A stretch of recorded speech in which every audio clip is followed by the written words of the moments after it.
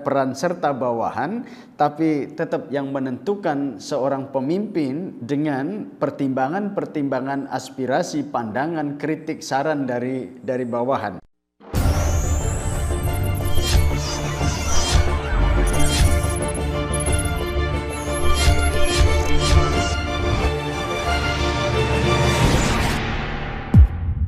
Assalamualaikum warahmatullahi wabarakatuh. Kita coba bahas kembali tentang kepemimpinan ya, tapi ini lebih spesifik tentang tipe dan gaya kepemimpinan, kritik atas kekuasaan dan bisnis. Nanti kita akan coba uraikan tentang 4 hal. Pertama, tipe kepemimpinan, yang kedua gaya kepemimpinan, lalu yang ketiga kritik atas kekuasaan dan bisnis, dan terakhir tentu yang keempat adalah simpulan dari pembicaraan kita. Ada beberapa tipe kepemimpinan. Yang pertama kita coba bahas tentang tipe kepemimpinan ini. Ada banyak memang tipe-tipe kepemimpinan ini, tetapi paling tidak ada beberapa hal yang sangat urgen ya terkait dengan tipe kepemimpinan ini. Pertama, otokratik ya, atau otoriter. Lalu yang kedua ada laissez-faire, dan yang ketiga demokratis, lalu yang keempat nanti ada karismatik dan paternalistik. Ketika kita bicara persoalan otokritik atau otoriter, ini kekuasaan yang ada pada pemimpin. Semua serba pemimpin ya, ide, gagasan, bahkan kemudian juga decision makernya tetap di dia. Jadi tidak ada masukan dari bawahan. Sangat ekstrim ya, otoriter ini atau otokritik ini. Lalu yang kedua ada laissez-faire, sebaliknya. Kalau laissez-faire itu semua kekuatan pada bawahan. Ya, jadi yang memutuskan aspirasi, inisiatif juga semuanya dari bawahan. Jadi ekstrim, sikap ekstrim atau tipe yang ekstrim dari otokritik atau otoriter itu laissez-faire. Dan tengah-tengah antara dua tipe itu adalah demokratik atau demokratis ya. Kekuasaan pada bawahan, ada aspirasi, kemudian ada pandangan, ada saran yang ditampung dari bawahan, tapi kemudian yang menentukan decision makernya tetap seorang pemimpin.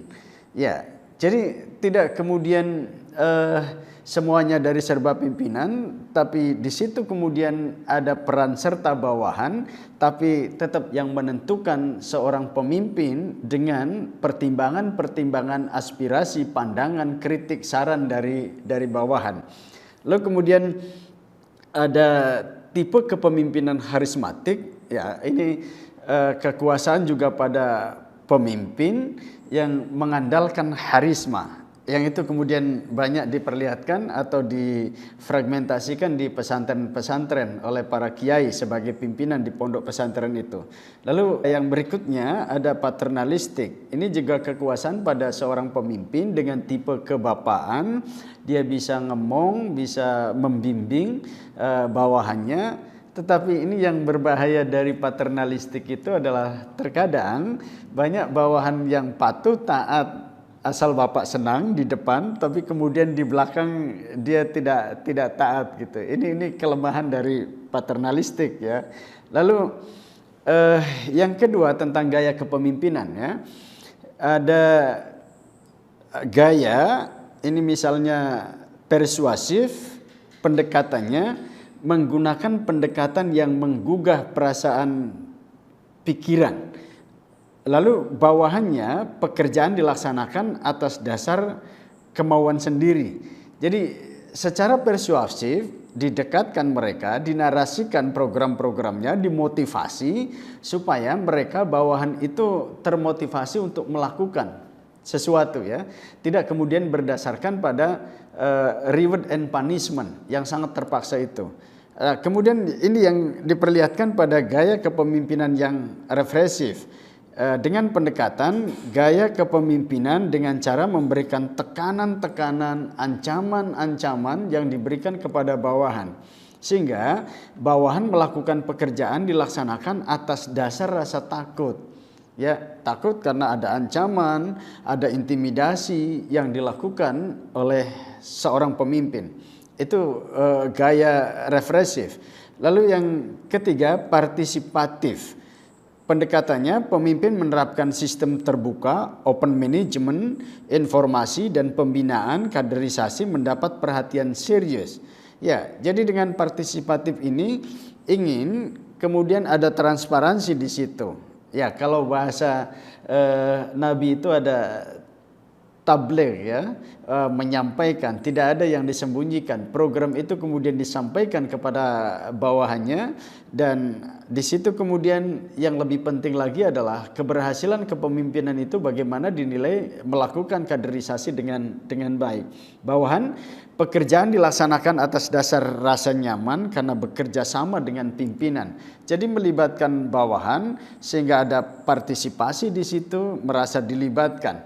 Ya, tidak kemudian hubungan organisasi itu mekanis saja gitu, dianggap mesin yang memproduksi pekerjaan, tapi kemudian tidak ada hubungan manusiawi di situ. Lalu gaya berikutnya yang inovatif, pendekatan pemimpin yang selalu berusaha dengan keras untuk mewujudkan usaha-usaha pembaharuan di dalam segala bidang. Ya, kalau bahasanya Prof. Renal Kasali itu, kita tidak boleh berada di zona nyaman, harus inovatif seorang pemimpin, karena sejatinya inovasi juga itu kejam. Karena inovasi akan membunuh sesuatu hal yang tidak relevan dengan kondisi kekinian. Nah, kalau kemudian pemimpin terjebak pada zona nyaman, tidak inovatif, maka ini akan berbahaya. Nah, dari sisi bawahan, pekerjaan dilaksanakan atas dasar kemauan sendiri dengan upaya pembaharuan yang dilakukan oleh seorang pemimpin. Motivatif, gayanya, lalu pendekatannya pemimpin yang dapat menyampaikan informasi mengenai ide-idenya, program-program dan kebijakan-kebijakan kepada bawahan dengan baik. Jadi seorang pemimpin itu tidak hanya memerintah, tetapi mampu ini menarasikan, mampu berkomunikasi dengan baik dengan bawahannya, ya, dengan masyarakatnya, sehingga masyarakat termotivasi untuk melakukan sesuatu, tergerak gitu, untuk merasa dilibatkan dalam pembangunan, bukan hanya menjadi objek pembangunan. Ya, sehingga bawahannya pekerjaan dilaksanakan atas dasar kemauan sendiri dengan penuh semangat atas motivasi dari pemimpin. Lalu yang berikutnya edukatif. Gayanya, pendekatannya suka melakukan pengembangan bawahan dengan cara memberikan pendidikan dan keterampilan. Ya, dia senang kalau kemudian ada bawahannya mau meningkatkan pengetahuannya, pendidikannya, lalu kemudian dia dorong itu untuk melakukan seminar, untuk ikut kemudian workshop, in-house training, dan kegiatan-kegiatan lain yang bisa menambah pengetahuan bagi bawahannya, bagi masyarakatnya. Ya, lalu bawahannya seolah selalu merasakan ada banyak pembelajaran sebab sering diikut sertakan. Saya kira ini bukan persoalan tidak mampu bawahan itu ya. Sepanjang ada pendelegasian dari seorang pemimpin, insya Allah saya kira akan memunculkan responsibility, tanggung jawab dari bawahan itu. Kemudian yang ketiga, kita akan bicara kritik atas kekuasaan dan bisnis. Anatomi kritik itu pertama, kritik itu harus memberikan solusi. Jadi kita tidak hanya memberikan kritik-kritik, saran-saran, tapi tanpa solusi. Harus ada, ini loh yang harus dilakukan, ini yang kurang pas, dan ini yang harus dilakukan. Jadi ada semangat solusi di situ, bukan hanya kemudian mengkritik. Lalu yang kedua, kritik harus membangun, bukan menjatuhkan. Ya, saya kira kalau narasinya sekarang misalnya ketika di tahun 2024 nanti yang akan datang pemilihan presiden, kita tidak boleh kemudian melakukan kampanye hitam ya, black campaign. Tapi kalau negatif campaign saya kira tidak jadi masalah ya.